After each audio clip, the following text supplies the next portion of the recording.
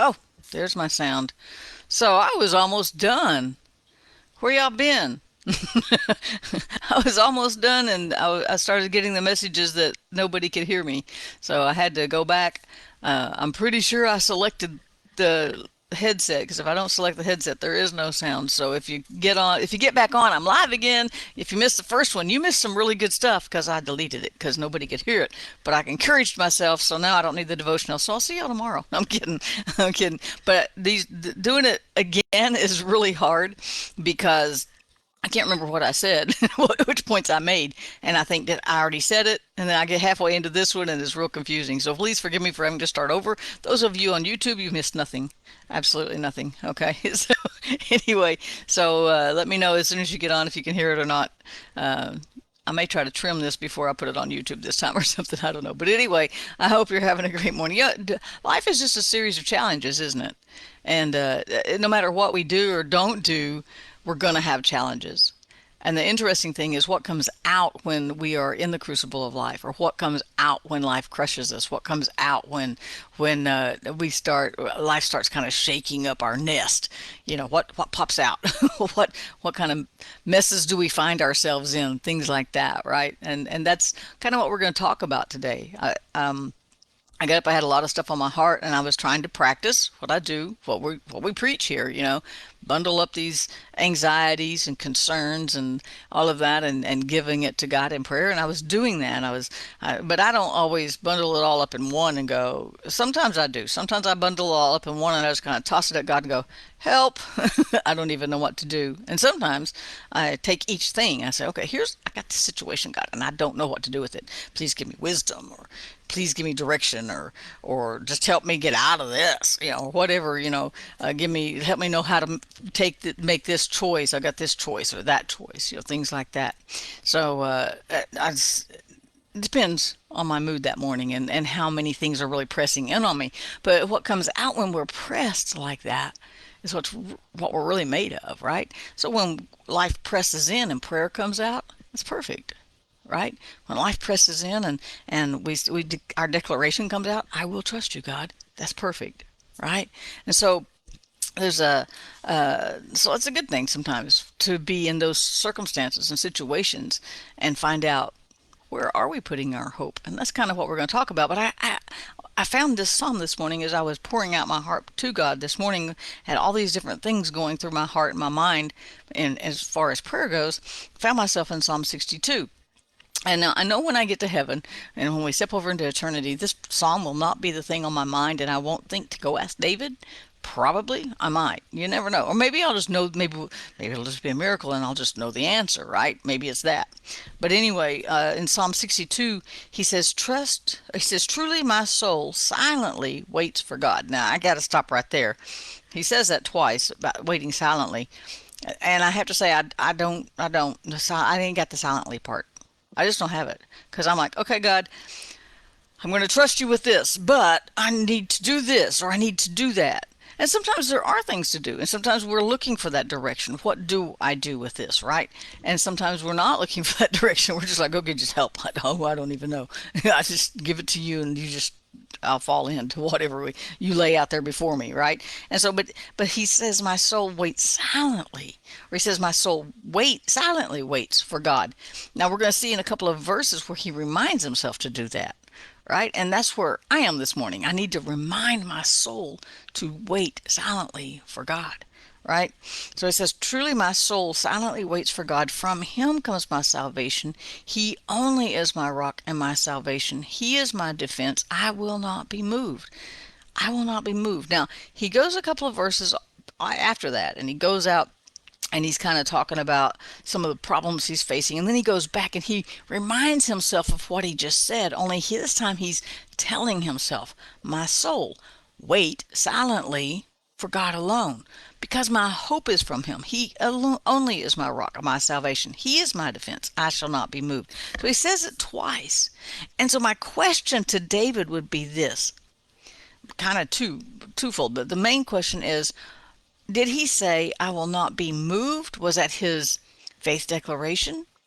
Was he saying, because God is my hope, because he is my rock, because he is my defense, because he is my salvation, these things are not going to move me?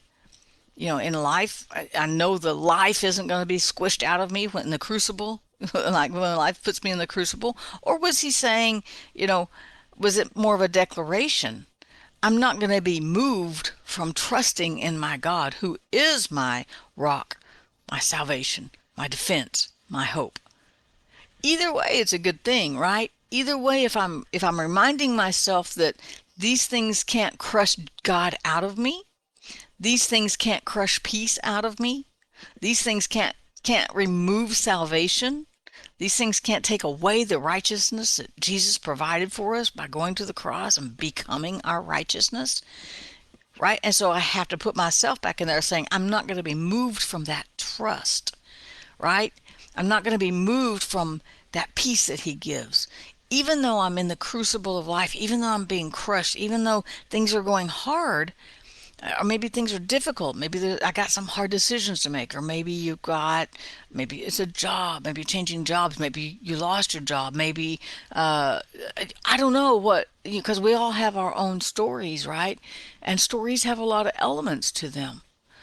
You're the main character of your story, and then you've got supporting actors, right? Maybe that's a spouse or children or parents or other elders in your family, right? And then there's all these other actors that kind of contribute to the story, like your job that makes up the setting, is your job, your household, things like that make up the setting. And then there's always conflict. You don't have a good story without a conflict, right? And isn't it the stories that we watch either on reels or we watch a movie, and it's the conflict that makes it interesting?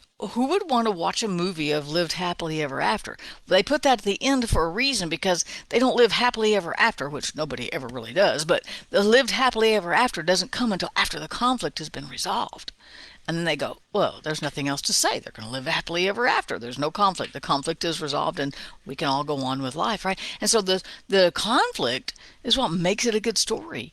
We are encouraged when we see someone overcome and work through the conflict in their life. Our Bible heroes had a conflict. That's why we love them.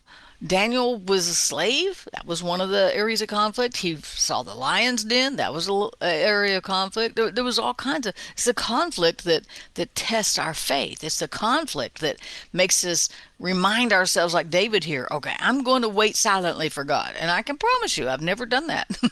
I always say, yeah, but. Right? But I'm practicing it. But he reminds himself, wait silently because God is our hope. I know I'm in the middle of conflict. I know I'm in the middle of a circumstances. I know I'm in the middle of a situation that I don't know what to do with, and I'm going to wait silently because God is my hope, and because He is my hope, I shall not be moved. He can't take away the spiritual blessings that I have in Christ. He doesn't. The conflict doesn't change anything in this word, right? I still got everything He promised, and I can also say, I'm going to wait for God, and I'll try to do the silently part, and I'm not going to be moved off of that. So either way that David said meant this, whether he couldn't be moved by the things that were going on in life, or he wasn't going to be moved away from trusting God, either way is a powerful statement, right? So I want to say that today for me too, right? I want to say, I have to remind myself I can't be moved when I trust in God. Not one thing of this word is affected by by circumstances in our lives. Now, I will say my ability to absorb it, retain it, and walk it out is sometimes affected because I get tripped up on the things of life, right? Yeah, I'll admit it, right? But this word doesn't change. It's the same. I've still got every promise I had yesterday. It doesn't go away. It doesn't weaken. It doesn't. God doesn't go, oh, never mind. That's not going to work in that situation. No, I don't. I can't be. I don't think I can be a rock right there. I don't think I can give you peace in that. That's too big, or that's too small. It's insignificant. I don't need to worry about that. You just go deal with that yourself. No, we have everything we have right here, and so therefore we don't have to be moved off of our hope. we can securely say, I'm going to hope in God no matter what's going on, no matter what conflict is in our story, right? I can trust God. Nothing is off the table for him. Nothing is too big, and he goes, I don't even know what to do with that, or I don't even need to deal with that. Those aren't even in God's vocabulary. His vocabulary is shorter and to the point. It's more something like, I got you. I got you. Man, you could just trust in that and not be moved off of that, right? And so I think David, the first time he said it, in the first two verses, he's saying, this is where I am. My soul is, I'm waiting on God. I'm trusting God. He's my hope. He's my rock. And then the second time, he's reminding himself, hey, soul, hello, soul, be quiet because God's got us and we don't have to be moved, right? So either way we read that, that is an amazing declaration, an amazing realization that God's got us in the middle of the crucible of life. Or if everything's going really good right now, He's still got you there too. But nobody has it perfect. Each day brings its own conflicts, even if it's the conflicts within ourselves. And maybe that's why He goes, hey, soul, my soul, verse 5. Hey, dude, myself. Hey, genie, myself. I am not going to be moved. I'm going to trust God, right? So that's my declaration today is I'm not moved because my trust is in the rock, our God. I hope I said something made sense. I hope the sound was working. Peace out. Have a great day. I'll see you tomorrow.